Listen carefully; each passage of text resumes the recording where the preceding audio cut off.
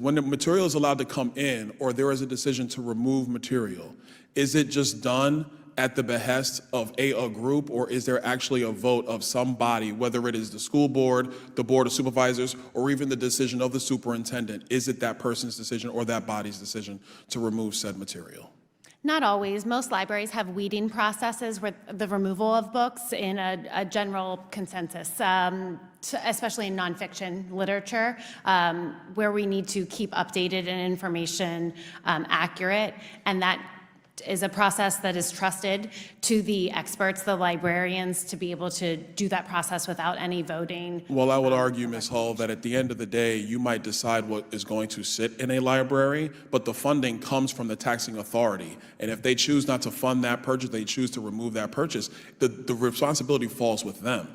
So if the body politic, the parents that live in a community, decide that they find material objectionable, and they go to their elected representatives who have authority over the school district, and they vote to remove material, wouldn't you say that is the appropriate way a representative democracy is supposed to work?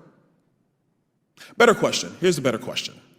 Should parents have the ability to have their voices heard about material that they think should be in front of their children, whether it is mandatory or whether it is optional? Do you think parents should have that ability to voice their opinions? Yes, absolutely, as I said in my statement, and they do have that right. The books that are being banned are a majority of the books from library, which are complete choice. They are not the books in our curriculum or required reading.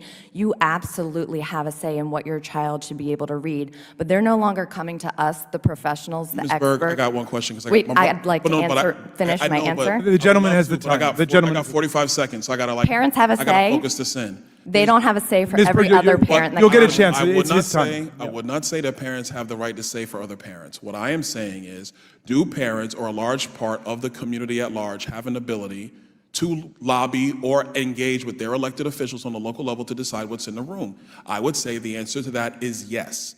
Ms. Freeman, quick question for you.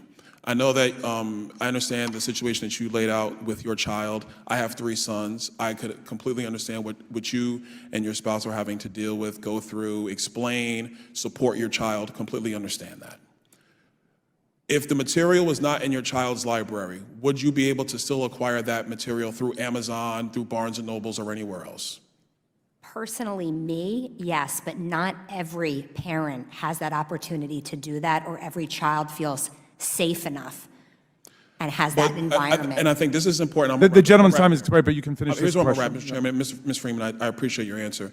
The point I'm really trying to make is that we have many parents who have very different objectives, and they all should be respected in this discussion.